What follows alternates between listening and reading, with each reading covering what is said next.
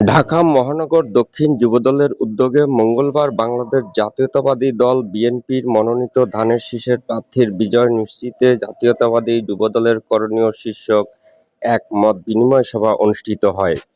দলের সাংগঠনিক সম্পাদক কামরুজ্জামান জুয়েল তিনি বলেন, ধানের শীষের বিজয়ে আমরা অল্প পরিসরে বলতে হয় যে ধানের শীষের প্রার্থীর বিজয় নিশ্চিত করার জন্য কি করতে হবে।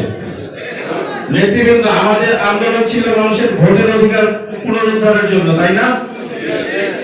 তাহলে সেই ভোটটা একটা জনপ্রিয়তা যাচাইয়ের মাধ্যম,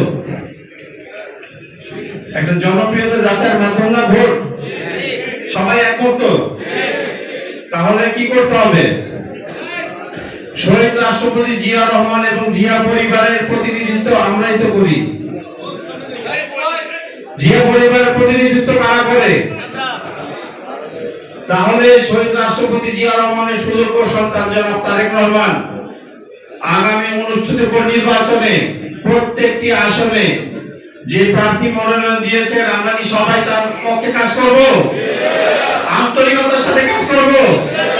ইমানদারিত্ব থাকবে? বিশ্বস্ততা থাকবে?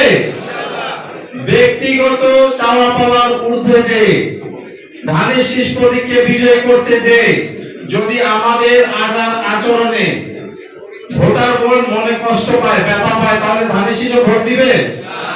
আর যদি ধানের শীষ ক্ষমতায় না আসে, তাহলে কি ছিল পূর্বে অবস্থা মনে আছে? আমরা কি সেই দিনে ফিরে যেতে চাই?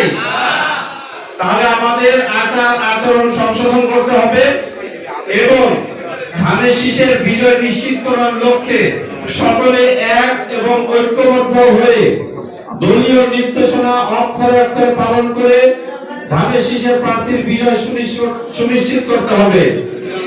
মত বিনিময় সভা শেষে একটি বিক্ষোভ মিছিলে অংশগ্রহণ করেন।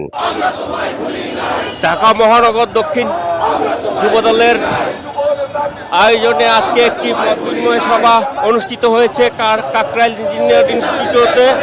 তারপর পরই আমরা দেখতে পাচ্ছি একটি মিছিল নিয়ে বের হয়েছে কেন্দ্রীয় নেতৃবৃন্দ সহ দক্ষিণ যুবদলের নেতৃবৃন্দ।